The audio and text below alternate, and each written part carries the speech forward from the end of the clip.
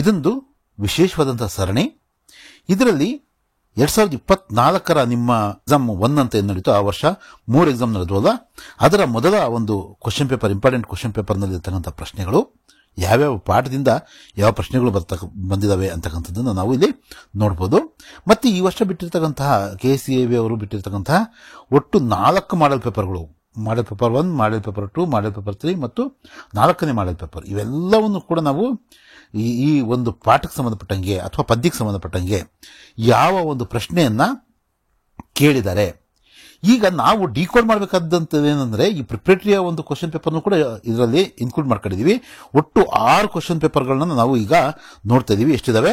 6 question ಪೇಪರ್ಗಳನ್ನ ನಾವು ಇವತ್ತು ನೋಡ್ತಾ ಇದೀವಿ. ಈ 6 ಕ್ವಶನ್ ಪೇಪರ್ನ ನೋಡಿ ಒಂದು ಕನ್ಕ್ಲೂಡಿಗೆ ಬರಬೇಕು, ಒಂದು ಡಿಕೋಡ್ ಮಾಡಬೇಕು. ಯಾವುದು ಈ ಸಲ ಎಕ್ಸಾಮಿಗೆ ಯಾವ ಪ್ರಶ್ನೆ ಕೇಳಬಹುದು, ಮ್ಯಾಕ್ಸಿಮಮ್ ಈ ಪ್ರಶ್ನೆ ಕೇಳಬಹುದು ಅಂತಕ್ಕಂಥದ್ದನ್ನು ನಾವು ಗೆಸ್ ಮಾಡಬೇಕು. ಅಂದ್ರೆ ನಾನು ಗೆಸ್ ಮಾಡಿ ನಿಮ್ಗೆ ಹೇಳ್ತಕ್ಕಂಥದ್ದಲ್ಲ, ನಿಮ್ಮ ಮುಂದೆನೆ ಈಗ ಹೇಳ್ತಾ ಹೋಗ್ತೀನಿ.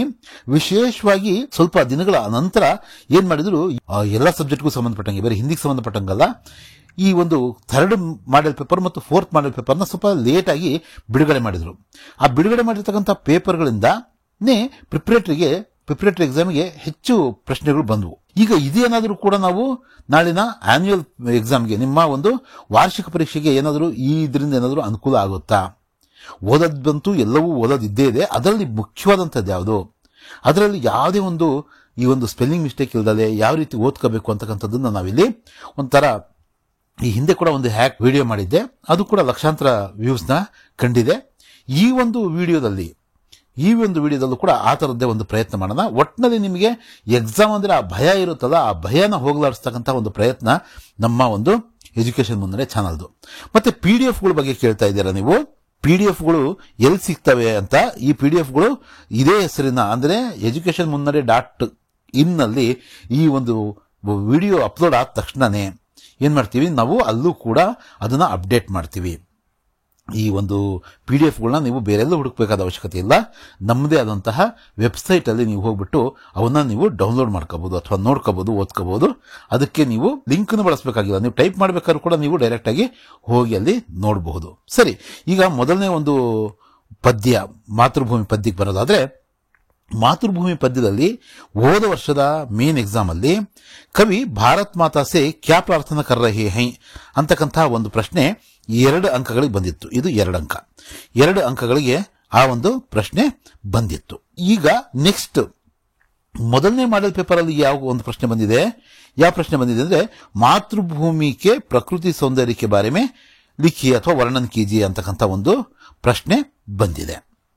ಸರಿ, ಅದಾದ ನಂತರ 2ನೇ ಮಾಡೆಲ್ ಪೇಪರ್ ಅಲ್ಲಿ ಏನಿದೆ, ಮಾತೃಭೂಮಿ ಕವಿತಾ ಮೇ ಭಾರತ್ ಮಾತಾ ಕಾ ಸ್ವರೂಪ್ ಕೈಸೆ ಸುಶೋಭಿತ್ ಹೈ, ಈ ಒಂದು ಪ್ರಶ್ನೆ ಬಂದಿದೆ. ನಿಮಗೆ ಗೊತ್ತಿರೋ ಪ್ರಕಾರ ಇವೆರಡು ಪ್ರಶ್ನೆಗಳೇ ತುಂಬಾ ಮುಖ್ಯ. ಯಾವುದರಲ್ಲಿ?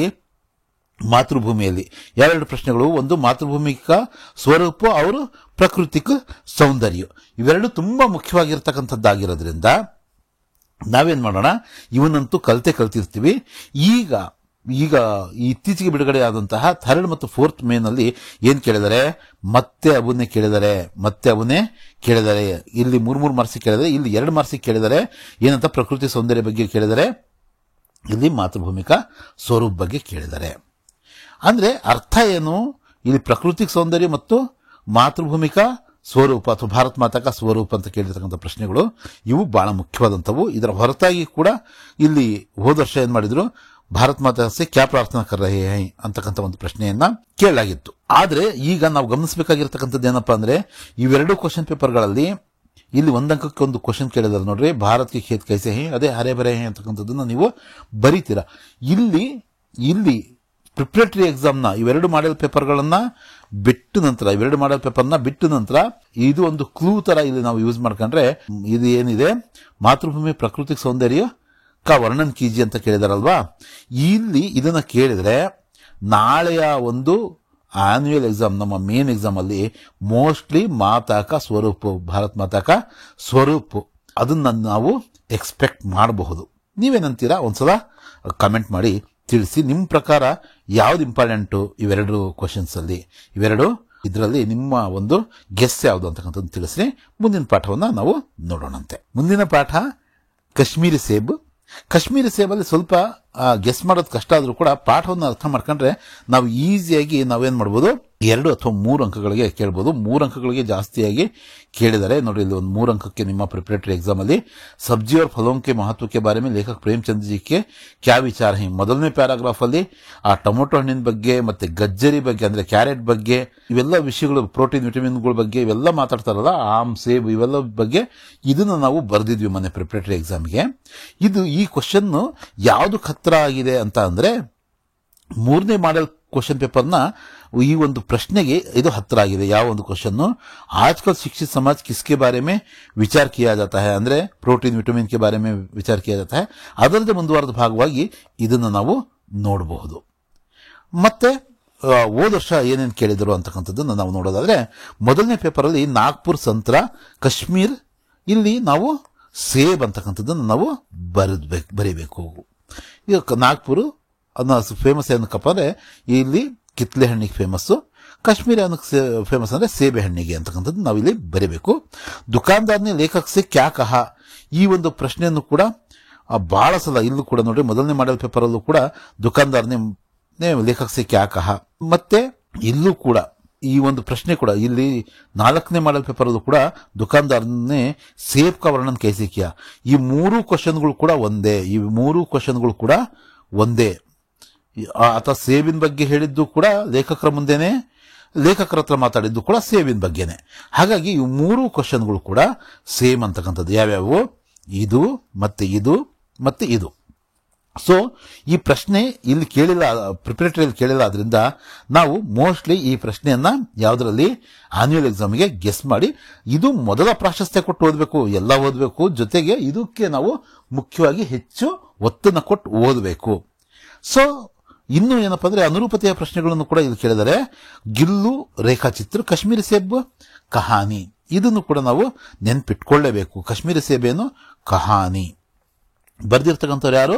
ಪ್ರೇಮ್ಚಂದ್. ಇಲ್ಲಿದೆ ನೋಡ್ರಿ ಪ್ರೇಮ್ಚಂದ್ ಅಂತ. ಇದನ್ನ ನಾವು ನೆನ್ಪಿಟ್ಕೋಬೇಕು. ಹಾಗೇನೆ 1 अंकದ ಪ್ರಶ್ನೆಗಳನ್ನು ಕೂಡ ಕೇಳೋ ಅವಕಾಶ ಇದೆ. ಇಲ್ಲಿ ನೋಡ್ರಿ 3ನೇ ಒಂದು ಮಾಡೆಲ್ ಪೇಪರ್ ಅಲ್ಲಿ रोज एक सेब खाने से किसकी जरूरत नहीं होगी, डॉक्टर की जरूरत नहीं होगी, सेब बेचने वाला बेईमान निकला, रेवड़ियां बेचने वाला ईमानदार निकला. ಈ ತರ ನಾವು ಇವನ್ನ ಬರಿತಾ ಹೋಗ್ಬೋದು. ಮತ್ತೆ ಅಪ್ಲೈಡ್ ಕ್ವಶನ್ ಕೇಳ್ತಾರೆ ಅಂದ್ರೆ ಅದಕ್ಕೆ ಮುಖ್ಯವಾಗಿ ಈ ಕಾಶ್ಮೀರಿ ಸೇಬ್ ಪಾಠದಲ್ಲಿ ಕೇಳುವಂತ ಅವಕಾಶ ಇದೆ.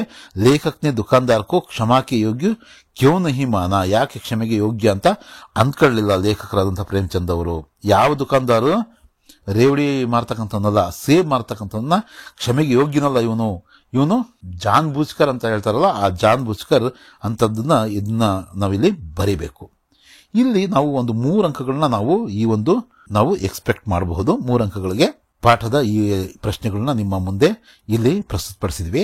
ನಿಮ್ಮ ಅನಿಸಿಕೆ ಪ್ರಕಾರ ಇಲ್ಲಿ ನಾನು ಹೇಳಿರ್ತಕ್ಕಂಥ ದುಕಾನ್ದಾರ್ನೇ ಲೇಖಕ ಸೆ ಕ್ಯಾ ಕಹಾ ಅಥವಾ ಸೇಬ್ ಕಾ ವರ್ಣನ್ ಕೈಸೆ ಕಿಯಾ ಅಂತಕ್ಕಂಥದ್ದನ್ನ ನಾವು ಎಕ್ಸ್ಪೆಕ್ಟ್ ಮಾಡಬಹುದು, ಅಥವಾ ನಿಮ್ಮ ದೃಷ್ಟಿಯಲ್ಲಿ ಬೇರೆ ಯಾವ ಒಂದು ಪ್ರಶ್ನೆ ಇದೆ ಅಂತಕ್ಕಂಥದ್ದನ್ನ ಕಾಮೆಂಟ್ ಅಲ್ಲಿ ತಿಳಿಸಿ, ನಮಗೂ ಗೊತ್ತಾಗ್ಲಿ, ಮತ್ತೆ ಬೇರೆ ನಿಮ್ಮ ಸಹಪಾಠಿಗಳಿಗೂ ಕೂಡ, ನಿಮ್ಮ ಜೊತೆ ಗೊತ್ತಾಗಂತ ಈ ವರ್ಷದ SLC ಮಕ್ಕಳಿಗೂ ಕೂಡ ಗೊತ್ತಾಗ್ಲಿ, ಅದನ್ನು ಗೆಸ್ ಮಾಡಿ ತಿಳಿಸಿ. ನೆಕ್ಸ್ಟ್ ನಿಮ್ಗೆಲ್ಲರಿಗೂ ಕೂಡ ಇಷ್ಟವಾದಂತಹ ಗಿಲ್ಲು ಪಾಠದಲ್ಲಿ ನಾವು 3 ರಿಂದ 4 ಅಂಕಗಳನ್ನ ಇಲ್ಲಿ ನೋಡ್ರಿ. ಹೋದ ವರ್ಷ 3 ಅಂಕಗಳಿಗೆ ಒಂದು ಪ್ರಶ್ನೆ, ಮೊದಲನೇ ಮಾಡೆಲ್ ಪೇಪರ್ ಅಲ್ಲಿ 4 ಅಂಕಗಳು, ಮತ್ತೆ ಎರಡನೇ ಒಂದು ಮತ್ತೆ ಉಳಿದೆಲ್ಲ ಇದರಲ್ಲೂ ಕೂಡ 3 ಅಂಕಗಳು, ಅಂದ್ರೆ ಮಿನಿಮಮ್ 3 ಅಂಕಗಳು. ಅಲ್ಲಿ ಕಾಶ್ಮೀರಿ ಸೇಬಲ್ಲಿ ಮಿನಿಮಮ್ 2 ಅಂಕಗಳಾದ್ರೆ ಇಲ್ಲಿ ಮಿನಿಮಮ್ 3 ಅಂಕಗಳಿಗೆ ಒಂದು ಪ್ರಶ್ನೆನ ನಾವು ಎಕ್ಸ್ಪೆಕ್ಟ್ ಮಾಡಬಹುದು. ಇಲ್ಲಿಂದ ನಾವು ಹೋದ ವರ್ಷ ಒಂದು ಪ್ರಶ್ನೆ ಕೇಳಿದ್ರು, ಲೇಖಿಕಾನಿ ಗಿಲ್ಲು ಕೆ ಪ್ರಾಣ್ ಕೈಸೆ ಬಚಾಯೆ ಬತಾಯಿಯೇ ಅಂತ ಪ್ರಶ್ನೆ ಕೇಳಿದ್ರು ಹೋದ ವರ್ಷದ ಮೇನ್ ಎಕ್ಸಾಮ್ ಅಲ್ಲಿ. ಹೇಗೆ ಪ್ರಾಣವನ್ನು ಉಳಿಸಿದ್ರು ಆ 2 ಕಾಗೆಗಳ ಬಾಯಿಂದ, ಅದನ್ನು ನಾವಿಲ್ಲಿ ಬರೀಬೇಕು. ಪೆನ್ಸಿಲಿನ್ ಕಾ ಮರ್ಹಮ್ ಲಗಾಯ, ಹೋಲೆ ಸೆ ಉಠಾಯ, ಇವೆಲ್ಲವೂ ಕೂಡ ನಾವಿಲ್ಲಿ. ಗಿಲ್ಲು ಕಿ ಪ್ರಿಯಲತಾ ಸೋಂಜುಹಿ, ಗಿಲ್ಲು ಕಾ ಪ್ರಿಯ ಖಾದ್ಯ, ಇಲ್ಲಿ ಕಾಜು ಅಂತಕ್ಕಂಥದ್ದು ಆನ್ಸರ್ ಆಗುತ್ತಲ್ವಾ. ಅಂದ್ರೆ ಇಲ್ಲೂ ಕೂಡ ಅನುರೂಪತೆಯ ಪ್ರಶ್ನೆಗಳು ಕೇಳೋದಕ್ಕೆ ಅವಕಾಶ ಮಾಡ್ಕೊಂಡಿದ್ದಾರೆ. ಹಾಗೇನೆ ಲೇಖಿಕಾನಿ ಗಿಲ್ಲು ಕೆ ಪ್ರಾಣ್ ಕೈಸೆ ಬಚಾಯೆ ಅಂತಕ್ಕಂಥದ್ದನ್ನ ಮೋಸ್ಟ್ಲಿ ಇದೇನಂತಾರೆ, ಫಸ್ಟ್ ಮಾಡೆಲ್ ಪೇಪರ್ ಏನಾಗಿದೆ ಗೊತ್ತಾ, ಹೋದ ವರ್ಷದ ಒಂದು ಕ್ವಶನ್ ಪೇಪರ್ಗೆ ಬಹಳ ಹತ್ತಿರದ ಪ್ರಶ್ನೆಗಳೇ ಇಲ್ಲಿದ್ದಾವೆ ನೋಡ್ರಿ. ಇಲ್ಲಿರ್ತಕ್ಕಂಥ ಪ್ರಶ್ನೆನೇ ಇಲ್ಲಿದೆ. ಇವೆರಡು ಪ್ರಶ್ನೆಗಳು ಸೇಮ್ ಇದಾವೆ. ಈ ಹಿಂದೆ ನೋಡಿರ್ತಕ್ಕಂಥದ್ರಲ್ಲೂ ಕೂಡ ನಾವು ಇದನ್ನ ಈ ಪ್ಯಾಟ್ರನ್ನ ಗಮನಿಸಬಹುದು. ಈ ಪ್ಯಾಟ್ರನ್ನೇ ನಮಗೆ ಇಲ್ಲಿ ಮುಖ್ಯ ಆಗ್ತಾ ಹೋಗುತ್ತೆ. ಹೇಗೆ ಅನ್ನೋದನ್ನ ಇಲ್ಲಿ ಇನ್ನೊಂದು ಉದಾಹರಣೆ ಇಲ್ಲಿದೆ ನೋಡ್ರಿ. ಸ್ಪಷ್ಟವಾದಂಥ ಉದಾಹರಣೆ ಇದೆ. ಇವೆರಡು ಪ್ರಶ್ನೆಗಳನ್ನು ನೋಡ್ತಾ ಇದ್ದೀರಾ, ಎರಡೂ ಕೂಡ 3 ಅಂಕದ ಪ್ರಶ್ನೆಗಳು. ಗಿಲ್ಲುಕ್ಕೆ ಅಂತಿಮ ದಿನಕ ವರ್ಣನ್ ಕೀಜಿಯೆ ಅಂತಕ್ಕಂಥ ಒಂದು ಪ್ರಶ್ನೆ 4ನೇ ಮಾಡೆಲ್ ಪೇಪರ್ ಅಲ್ಲಿ ಬಂದಿತ್ತು, ಮತ್ತೆ ಅದು ಪ್ರಿಪ್ರೇಟರಿಯಲ್ಲಿ ಕೇಳಲಾಯಿತು. ಪ್ರಿಪ್ರೇಟರಿಯಲ್ಲಿ ಅದನ್ನ ಕೇಳಿದ್ರು. ಮತ್ತೆ ಏನು ಇದರ ವಿಶೇಷ ಏನು ಅಂದ್ರೆ, ಈ ಪ್ರಶ್ನೆ 3ನೇ ಮಾಡೆಲ್ ಪೇಪರ್ನ ಒಂದು ಪ್ರಶ್ನೆ ಏನಿದೆ, ಇದನ್ನ ನಾವು ಸ್ವಲ್ಪ ಇಂಪಾರ್ಟೆಂಟ್ ಅಂತ ತಿಳ್ಕೊಂಡು ಮೊದಲಿಗೆ ಇದನ್ನ ಓದ್ಕೋಬೇಕು. ಏನಿದೆ ಪ್ರಶ್ನೆಯಲ್ಲಿ, ಮಹಾದೇವಿ ವರ್ಮಾ ಗಿಲ್ಲು ಕಿ ಮಾ ಜೈಸಿ ಥಿ, ಇಸ್ ಕಥನ್ ಕೋ ಸ್ಪಷ್ಟ ಕೀಜಿಯೆ. ಇದೇನು ಬೇರೆ ಪ್ರಶ್ನೆ ಏನೂ ಅಲ್ಲ. ಇದರಲ್ಲಿರ್ತಕ್ಕಂಥ ಒಂದಷ್ಟು ಪಾಯಿಂಟ್ಗಳು ಕೂಡ ಬರ್ತವೆ. ಜೊತೆಗೆ ಮಮತಾ का वर्णन कीजिए, ಮಹಾದೇವಿ ವರ್ಮಾ का ಗಿಲ್ಲು ಪರ್ ಮಮತಾ का वर्णन कीजिए ಅಂತ ಹೇಳ್ಬಿಟ್ಟು ಬಿಫೋರ್ ಲಾಸ್ಟ್ ಇಯರ್ ಕೇಳಿದ್ರು. ಅದೇ ಪ್ರಶ್ನೆನ ಬೇರೆ ರೀತಿಯಲ್ಲಿ ಕೇಳಿದ್ದಾರೆ. ನೀವು ಗಾಬರಿ ಆಗಬೇಕಾಗಿಲ್ಲ. ಎಕ್ಸಾಮ್ ಅಲ್ಲಿ ಬೇರೆ ತರದ ಪ್ರಶ್ನೆಗಳು ಬಂದ್ರೆ ನೀವು ಗಾಬರಿ ಆಗಬೇಕಾಗಿಲ್ಲ. ಅವು ಕೂಡ ನಿಮಗೆ ಗೊತ್ತಿರ್ತಕ್ಕಂಥದ್ದೇ. ಇದನ್ನ ಬೇರೆ ರೀತಿಯಲ್ಲಿ ಕೇಳಿರ್ತಾರೆ. ನೀವು ಸ್ವಲ್ಪ ಅರ್ಥ ಮಾಡ್ಕೊಳ್ಳೋಕೆ ಪ್ರಯತ್ನ ಪಟ್ರೆ ಅದು ಗೊತ್ತು. ಗಿಲ್ಲುವನ್ನ ತಾಯಿ ತರ ಒಂದು ಪ್ರೀತಿಸ್ತಾ ಇದ್ರು. ಹೇಗೆ ಹೇಳ್ರಿ ಅಂದ್ರೆ ಅದನ್ನೇ ನಾವು ಹೇಳಬೇಕು. ಅವರಿಬ್ಬರ ಒಂದು ಸಂಬಂಧ, ಮಹಾದೇವಿ ವರ್ಮಾ ಅವರು ಹೇಗೆ ನೋಡ್ಕೊಂಡ್ರು ಅಂತಕ್ಕಂಥದ್ದನ್ನ, ಹೇಗೆ ಪ್ರಾಣ ಉಳಿಸಿದ್ರು, ಹೇಗೆ ಕಲಿಸಿದ್ರು, ಕೊನೆಗೆ ಏನ್ ಮಾಡಿದ್ರು, ಅದು ಸತ್ ಮೇಲೆ ಸೋಂಜುಹಿ ಲತಾಕೆ ನೀಚೆ ಉಸ್ಕಿ ಸಮಾಧಿ ಮನಾಯಿಗೇನ ವಹಾಂತ ಅಲ್ಲಿವರೆಗೂ ಕೂಡ ನೀವು ಬರೀಬೇಕು. ಸರಿ, ಇದು ಕೂಡ ಒಂದು 2ನೇ ಒಂದು ಮಾಡೆಲ್ ಪೇಪರ್ ಅದು ಕೂಡ ಏನಿದೆ, ಈ ಒಂದು ಕ್ವಶನ್ ಇದೆ. ಏನದು, ಗಿಲ್ಲು ಕಿ ಕಾರ್ಯಕಲಾಪಕ್ಕೆ ಬಾರೆ में लिखिए. ಇದಾಗಲೇ ನೀವು ಕಲ್ತಿರ್ತೀರಾ. ಅಂದ್ರೆ ಈ ಇದೊಂದು ಪ್ಯಾಟ್ರನ್ ನಾವು ಮೋಸ್ಟ್ಲಿ ಈ ಒಂದು ಕ್ವಶನ್ ಕಡೆಗೆ ಗಮನ ಕೊಟ್ಟು ಇದನ್ನ ವೆರಿ ಇಂಪಾರ್ಟೆಂಟ್ ಅಂತ ಭಾವಿಸಿ, ಅಂದ್ರೆ ಮಮತಾ का वर्णन कीजिए ಅಂತ ಹೇಳ್ಬಿಟ್ಟು ನಿಮ್ಮ ಗೈಡ್ಗಳಲ್ಲಿ ಅಥವಾ ನಿಮ್ಮ ನೋಟ್ಸ್ಗಳಲ್ಲಿ ಇದೆ, ಅದನ್ನ ನೀವು ಇಲ್ಲಿ ಬರೀಬೇಕು. ನೆಕ್ಸ್ಟ್ ಅಭಿನವ ಮನುಷ್ಯ ಪದ್ಯದ ಕಡೆ ನಾವು ಬಂದ್ರೆ, ಇದು ಕೂಡ ಕವಿತಾ ಅಂತಕ್ಕಂಥದ್ದು. ನೀವು ಅದನ್ನ ಇಟ್ಕೊಂತೀರಾ. ಕವಿತೆಗಳಿಗೇನು ಪ್ರಾಬ್ಲಮ್ ಇಲ್ಲ. ಪದ್ಯಗಳಿಗೆ, ಪಾಠಗಳಿಗೆ ಅದು ರೇಖಾಚಿತ್ರನ, ಕಹಾನಿನ, ಆತ್ಮಕಥನ, ಏಕಾಂಕಿನ, ನಿಬಂಧ ಅಂತಕ್ಕಂಥದ್ದನ್ನ ಸ್ವಲ್ಪ ನೀವು ಗಮನಿಸಬೇಕಾಗುತ್ತೆ ಅಷ್ಟೇ. ಅದು ಅದರಿಂದ 1 ಮಾರ್ಕ್ಸ್ ಬರುತ್ತೆ ಅಂತಕ್ಕಂಥದ್ದು ಕೂಡ ನಿಮಗೆ ಗೊತ್ತಿದೆ. ಲಾಸ್ಟ್ ಇಯರ್ನ ಪ್ರಶ್ನೆ ಪತ್ರಿಕೆ, ಮುಖ್ಯವಾದ ಪ್ರಶ್ನೆ ಪತ್ರಿಕೆಯಲ್ಲಿ ಅಭಿನವ್ ಮಾನವ್ ಕಿ ಭೌತಿಕ ಸಾಧನಾ ಕಾ ವರ್ಣನ್ ಕೀಜಿಯೆ ಅಂತಕ್ಕಂಥದ್ದು ಇತ್ತು. ಅದೇ ತರದ ಒಂದು ಪ್ರಶ್ನೆ ಅಭಿನವ್ ಮನುಷ್ಯ ಪ್ರಕೃತಿ ಕೆ ಹರ್ ತತ್ವ ಪರ್ ವಿಜಯ್ ಬನ್ಕರ್ ಆಸೀನ್ ಹೈ ಕೈಸೆ. ಇವೆರಡೂ ಪ್ರಶ್ನೆಗಳು ಕೂಡ ಸೇಮೆ.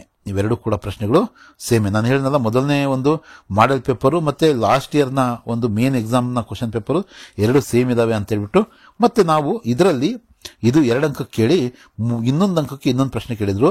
ಲೇಖಕ್ಕೆ ಅನುಸಾರ ಆಧುನಿಕ ದುನಿಯಾ ಕೈಸಿ ಹೇ, ನವೀನ್ ಅವ್ರ ವಿಚಿತ್ರ ಹೇ, ಅದು ನಿಮಗೆ ಗೊತ್ತಿದೆ. ನೋಡ್ರಿ, ಆಧುನಿಕ ಪುರುಷ್ ಕಿಸ್ ಪರ್ ವಿಜಯ್ ಪಾಯಿ ಅಂತ ಹೇಳ್ಬಿಟ್ಟು ಇದನ್ನ 1 ಅಂಕಕ್ಕೆ, ಅಂದ್ರೆ ಪ್ರಕೃತಿ ಪರ್ ವಿಜಯ್ ಪಾಯಿ ಅಂತಕ್ಕಂಥದ್ದನ್ನು ನಾವು ಬರೀಬೇಕು.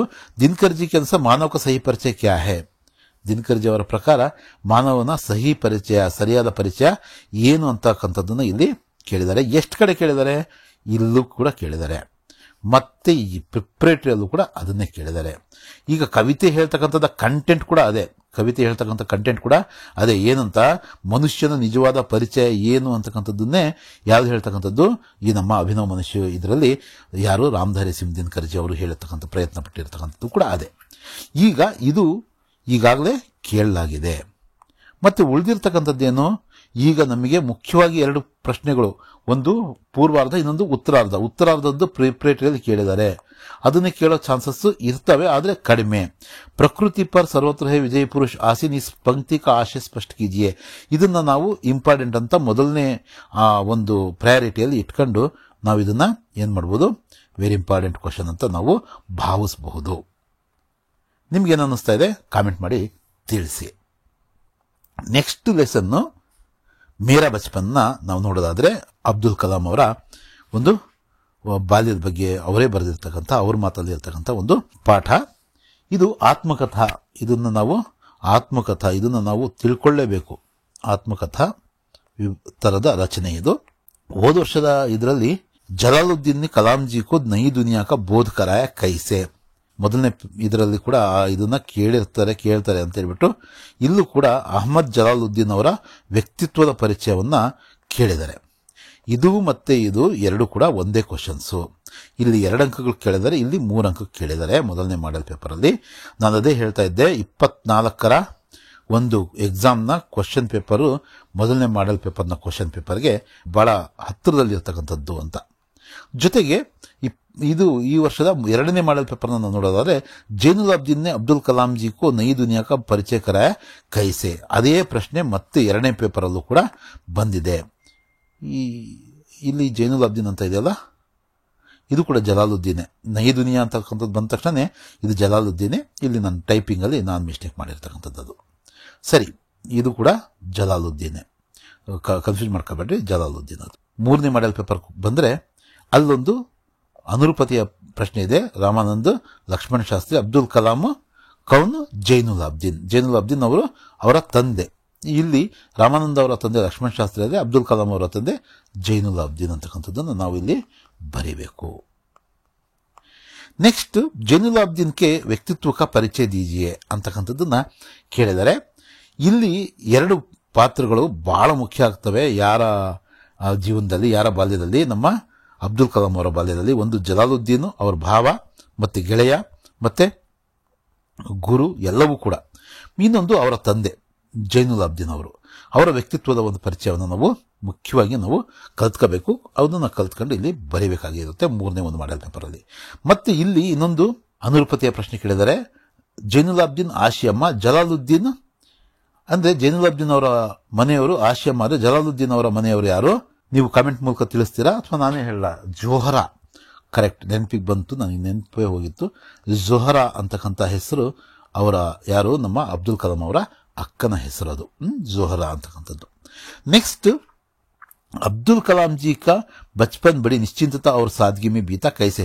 ಇದು ಕೂಡ ಇದೇನು ಬೇರೆ ಕ್ವಶನ್ ಅಲ್ಲ, ಇದು ಕೂಡ ಜೈನುಲ್ ಅಬ್ದೀನ್ ಅವರ ವ್ಯಕ್ತಿತ್ವವನ್ನೇ ಪ್ರತಿಬಿಂಬಿಸ್ತಕ್ಕಂಥ ಒಂದು ಪ್ರಶ್ನೆ. ಇದನ್ನು ಕೂಡ ನೀವು ನೆನ್ಪಿಟ್ಕೊಳ್ರಿ.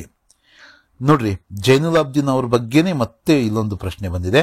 ಜೈನುಲ್ ಅಬ್ದೀನ್ ನಮಾಜ್ ಕೆ ಬಾರೆ ಮೇ ಕ್ಯಾ ಕಹತೆ ಹೈ ಅಂದ್ರೆ ನಮಗೆ ಮುಖ್ಯವಾಗಿ ಒಂದು ಶಂಸುದ್ದೀನ್ ಅವರು ಯಾವ ರೀತಿ ಅವ್ರು ಬಿಸ್ನೆಸ್ ಮಾಡ್ತಾ ಇದ್ರು ಅಂತ ಕೇಳೋವಂಥದ್ದು ಒಂದ್ ಕಡೆ ಆದ್ರೆ, ಇನ್ನೊಂದು ಕಡೆ ಜೈನುಲ್ ಅಬ್ದೀನ್ ಅವ್ರ ತಂದೆಯವರ ಬಗ್ಗೆ ಮತ್ತೆ ಜಲಾಲುದ್ದೀನ್ ಅವರ ಬಗ್ಗೆ, ಇವ್ರ 3 ಬಗ್ಗೆ ತುಂಬಾ ಮುಖ್ಯವಾಗಿ ಇಲ್ಲಿ ಪ್ರಶ್ನೆಗಳು ಕೇಳೋಂಥ ಅವಕಾಶಗಳು ಇರ್ತವೆ. ಈಗ ನಾವು ಇನ್ನು ಈ ಎಕ್ಸಾಮಲ್ಲೂ ಕೂಡ ಜೈನುಲ್ ಅಬ್ದೀನ್ ಅವರ ಒಂದು ಪ್ರಶ್ನೆಯನ್ನೇ ನಾವೇನ್ ಮಾಡ್ಬೋದು, ಕೇಳಬಹುದು ಅಂತ ಹೇಳ್ಬಿಟ್ಟು ನಾವು ಭಾವಿಸಬಹುದು.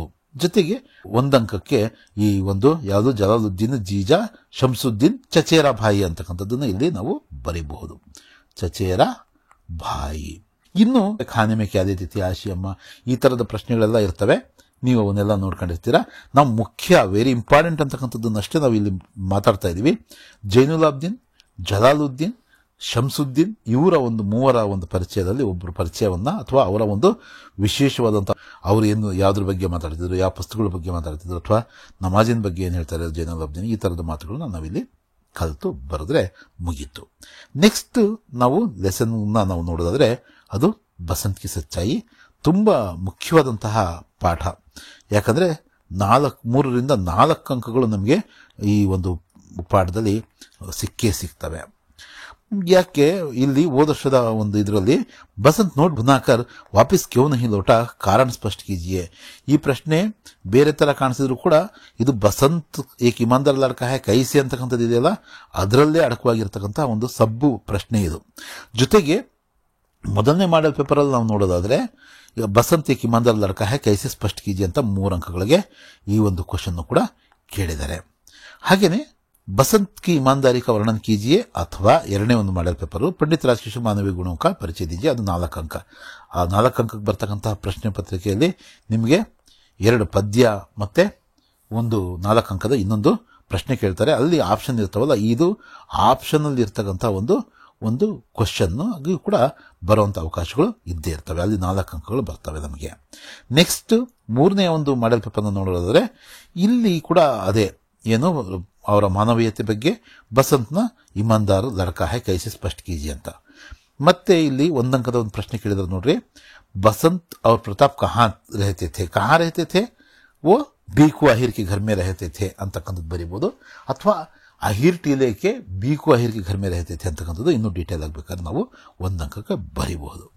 ಜೊತೆಗೆ ಬಸಂತ್ ಕೆ ಪೈರ್ ದೇಖ ಡಾಕ್ಟರ್ ನೆ ಕ್ಯಾ ಕಹಾ, ಬಸಂತನ ಕಾಲ್ ನೋಡಿ ಅಂದ್ರೆ ಆಕ್ಸಿಡೆಂಟ್ ಆದ ನಂತರ ಡಾಕ್ಟರ್ ವರ್ಮಾ ನೋಡ್ತಾರಲ್ವಾ, ಅವ್ರು ನೋಡ್ಬಿಟ್ಟು ಏನು ಹೇಳಿದ್ರು ಅಂತಕ್ಕಂಥದ್ದನ್ನು ನಾವಿಲ್ಲಿ ಬರಿಬೇಕು. ಎಷ್ಟು ಅಂಕಗಳಿಗೆ? 2 ಅಂಕಗಳಿಗೆ ನಾವು ಇದನ್ನ ಬರಿಬೇಕು. ಜೊತೆಗೆ ಇಲ್ಲಿ ಪ್ರಿಪ್ರೇಟರಿಯಲ್ಲಿ ನೋಡ್ರಿ, ಪಂಡಿತ್ ರಾಜಕಿಶೋರ್ ಮಜ್ದೂರೋಂ ಕೆ ನೇತಾ ಅವರ ಒಂದು ಉದ್ಯೋಗದ ಬಗ್ಗೆ ಹೇಳಿದ್ದಾರೆ. ವರ್ಮಾ ಅವರು ಏನಾಗಿದ್ರು? ವರ್ಮಾ ಅವರು ಈಗಲೇ ನಾನು ಹೇಳಿದ್ನಲ್ಲ ಡಾಕ್ಟರ್ ಆಗಿದ್ರು. ಅವರು ಏನಾಗಿದ್ರು? ಡಾಕ್ಟರ್ ಅಂತಕ್ಕಂಥದ್ದನ್ನು ನಾವಿಲ್ಲಿ ಬರೆಯಬಹುದು. ಜೊತೆಗೆ ಬಸಂತ್ ಸ್ವಾಭಿಮಾನಿ ಅವರು ಇಮಾನ್ದಾರ್ ಲಡ್ಕಾ ಹೈ ಕೈಸೆ ಅದನ್ನು 3 ಅಂಕಗಳಿಗೆ ಕೇಳಿದ್ರು. ಜೊತೆಗೆ ಇನ್ನೊಂದೇನು ಏನಪ್ಪಾ ಅಂದ್ರೆ ಇದು 4 ಅಂಕ ಕೇಳಿದ್ರೆ ಒಂದು ಅನುರೂಪತೆಯಲ್ಲಿ ಕೇಳಿ ಇನ್ನೊಂದನ್ನ 3 ಅಂಕಗಳು ಕೇಳಿದ್ರು, ಅಥವಾ 4 ಅಂಕ ಕೂಡ ನೀವು ಕೇಳ್ಬೋದು. ನಾವು ಇದರಲ್ಲಿ ಮುಖ್ಯವಾಗಿ ಬಸಂತ್ ಬಗ್ಗೆ ತಿಳ್ಕೋಬೇಕು, ಎರಡನೇದು ರಾಜ್ ಕಿಶೋರ್ ಬಗ್ಗೆ ತಿಳ್ಕೋಬೇಕು, ಇನ್ನು ಈ ಪಾತ್ರಗಳ ಸುತ್ತ ಬರ್ತಕ್ಕಂಥ ಪ್ರತಾಪ್ ಬಗ್ಗೆ, ವರ್ಮಾ ಬಗ್ಗೆ, ಇವ್ರ ಬಗ್ಗೆ ಒಂದಷ್ಟು ಮಾಹಿತಿ ನಮಗೆ ಇದ್ದೇ ಇರುತ್ತೆ, ಅದಿರಬೇಕು. ನೆಕ್ಸ್ಟ್ ಒಂದು ಪಾಠದ ಕಡೆ ನಾವು ಗಮನ ಹರಿಸಿದಾದ್ರೆ ಇದು ತುಳಸಿ ಕೆ ದೋಹೆ.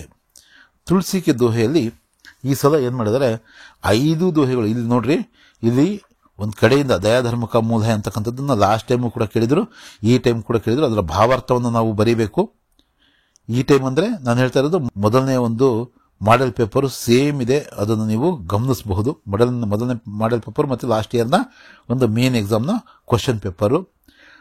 ಅದರ ಹೊರತಾಗಿ ನಾವು ನೋಡೋದಾದ್ರೆ ಪ್ರತಿ ಇದರಲ್ಲೂ ಕೂಡ, ಪ್ರತಿ ಮಾಡೆಲ್ ಪೇಪರ್ ಅಲ್ಲೂ ಕೂಡ ಬೇರೆ ಬೇರೆಯ ಒಂದು ಇವನ್ನ ಕೇಳಿ ಲಾಸ್ಟ್ಗೆ ಏನು ಪ್ರಿಪರೇಟರಿಯಲ್ಲಿ ಏನ್ ಮಾಡಿದ್ದಾರೆ ಅಲ್ಲಿ ಕೂಡ ಬೇರೆಯದೇ ಆದಂತಹ ಒಂದು ದೋಹನ ಭಾವಾರ್ಥಕ್ಕೋಸ್ಕರ ಕೇಳಿದ್ದಾರೆ. ಸೊ ನಾವು ಯಾವುದನ್ನ ಓದ್ಕೋಬೇಕು ಅಂದ್ರೆ ಮೊದಲ 3ನೆಯ 5ನೇಯದಂತೂ ಓದ್ಕೊಳ್ಳೇಬೇಕು. ಜೊತೆಗೆ 4ನೇ ಮತ್ತು 2ನೇ ಒಂದು ದೋಹಾನು ಕೂಡ ನಾವು ನೋಡ್ಕೋಬೇಕಾಗಿ ಬರುತ್ತೆ. ಇಲ್ಲಿ ಗೆಸ್ ವರ್ಕ್ ಎಷ್ಟು ಮಟ್ಟಿಗೆ ಸಕ್ಸಸ್ ಆಗುತ್ತೆ ಅಂತಕ್ಕಂಥದ್ದನ್ನು ಹೇಳಕ್ಕಾಗಲ್ಲ. ನಮಗೆ 3 ಅಂಕ ಬೇಕು ಅಂದ್ರೆ, ಅಥವಾ 3 ಅಂಕ ಏನು, ಕೆಲವು ಕಡೆ 2ನೇ ಮಾಡೆಲ್ ಪೇಪರ್ ಅಲ್ಲಿ ಒಂದು ಅನುರೂಪತೆಯ ಪ್ರಶ್ನೆ ಕೂಡ ಇಲ್ಲಿ ಕೇಳಿದ್ದಾರೆ. ಪಾಪ್ ಕಾ ಮೂಲ, ಅಭಿಮಾನ್ ಧರ್ಮ ಕಾ ಮೂಲ ಕ್ಯಾ ಅಂತ ಕೇಳಿದ್ದಾರೆ. ದಯಾ ಅಂತಕ್ಕಂಥದ್ದನ್ನು ನಾವಿಲ್ಲಿ ಬರಿಬೇಕಾಗುತ್ತೆ. ಈ ಒಂದು ಕ್ವಶನ್ ಪೇಪರ್ನ ನೋಡಿದ್ರೆ ಇವೆಲ್ಲವೂ ನೋಡಿದ್ರೆ ನಮಗೆ ಯಾವ ಒಂದು ಇದನ್ನು ಕೇಳಿದ್ರು ಕೂಡ ಮೊದಲನೇ ಸೆಂಟೆನ್ಸ್ ಅಂತೂ ಇಸ್ ದೋಹೆಕೋ ಶ್ರೀ ತುಳಸಿದಾಸ್ ಜಿ ಸೆ ಕೃತು ತುಳಸಿ ಕೆ ದೋಹೆ ಸೆ ಲಿಯಾ ಗಯಾ ಅಂತ ಹೇಳ್ಬಿಟ್ಟು 1 ಅಂಕ ಅಂತೂ ನಾವು ಈಸಿಯಾಗಿ ಪಡಿಬಹುದು. 32ನೇ ಕ್ವಶನ್ ಆಗಿ ಇದು ಬರುತ್ತೆ, 32ನೇ ಕ್ವಶನ್ ಆಗಿ ಬರುತ್ತೆ. ಅಲ್ಲಿ ಕೇಳಿದ ತಕ್ಷಣ ನಾವು ಆ ಸೆಂಟೆನ್ಸ್ ನ ಬರೆದ್ರೆ 1 ಮಾರ್ಕ್ಸ್ ಬಂತು. ಇಲ್ಲೇ ಇರ್ತಕ್ಕಂತಹ ಈ ವರ್ಡ್ಸ್ ನ ಬಳಸ್ಕೊಂಡ್ಬಿಟ್ಟು, ಫಾರ್ ಎಕ್ಸಾಂಪಲ್ ದಯಾ ಧರ್ಮಕ ಮೂಲ ಹೈ ಅಂತಕ್ಕಂಥದ್ದನ್ನ ನಾವು ಧರ್ಮಕ ಮೂಲ ದಯಾ ಹೈ ಈ ತರದ್ ಏನನ್ನ ಬರೆದು, ಮತ್ತೆ ಅಭಿಮಾನ್ ಪಾಪ್ ಕಾ ಮೂಲ ಹೈ, ಅದು ತುಳಸಿದಾಸ್ कहते हैं कि दया को मत छोड़िए जब तक आपके शरीर में प्राण है ಅಥವಾ ಜೀವ ಹೈ, ಈ ತರ ಬರೆದ್ರು ಕೂಡ ನಮಗೆ 3 ಅಂಕಗಳು ಈಸಿಯಾಗಿ ಬಹುತ್ ಆಸಾನಿ ಸೆ ಮಿಲ್ ಸಕ್ತೆ ಹೈ. ಅಂದ್ರೆ ನೆಕ್ಸ್ಟ್ ಲೆಸನ್ ನಾವು ನೋಡೋದಾದ್ರೆ ಅದು ಇಂಟರ್ನೆಟ್ ಕ್ರಾಂತಿ. ಎಲ್ಲ ಪಾಠಗಳಿಗಿಂತ ಒಂದು 3 ಪಾಠಗಳು ಬಹಳ ಮುಖ್ಯ. ಸಮಯ ಕಿ ಪಹಚಾನ್, ಇಂಟರ್ನೆಟ್ ಕ್ರಾಂತಿ, ಇದು ವೆರಿ ಇಂಪಾರ್ಟೆಂಟ್ ಲೆಸನ್. ಇದು ಕೂಡ ವೆರಿ ಇಂಪಾರ್ಟೆಂಟ್ ಲೆಸನ್. ಏನಿದು ನಿಬಂಧ ತಾನೇ, ಇದು ನಿಬಂಧ. ಇದನ್ನು ಕೂಡ ನೀವು ನೆನ್ಪಿಟ್ಕೋಬೇಕು. ಫಾರ್ ಎಕ್ಸಾಂಪಲ್ ಲಾಸ್ಟ್ ಇಯರ್ ಎಷ್ಟು ಮಾರ್ಕ್ಸ್ ಕೇಳಿದ್ರು, ಒಟ್ಟು 7 ಅಂಕಗಳಿಗೆ ಈ ಒಂದು ಆನ್ಯುವಲ್ ಎಕ್ಸಾಮಿಗೆ ಈ ಒಂದು ಪಾಠದಿಂದ ಪ್ರಶ್ನೆಗಳು ಬಂದಿದ್ವು. ಹಾಗೇನೆ ಈ ಸಲದ ಒಂದು ಪ್ರಿಪರೇಟರಿಯಲ್ಲೂ ಕೂಡ 7 ಅಂಕಗಳು. ಈ ಒಂದು ಕಾರಣದಿಂದನೂ ಕೂಡ ಇದು ಬಹಳ ಇಂಪಾರ್ಟೆಂಟ್ ಲೆಸನ್ ಆಗುತ್ತೆ. ಯಾವಾಗ ಇಂಟರ್ನೆಟ್ ಬಗ್ಗೆ ಅವರು ನಿಬಂಧ ಕೇಳಿದಾಗ, ಇಂಟರ್ನೆಟ್ ಬಗ್ಗೆ ನಿಬಂಧ ಕೇಳಿದಾಗ ಇದು 4 ಅಂಕಗಳು ಏನಾಗ್ತವೆ, ಮುಖ್ಯ ಆಗ್ತವೆ.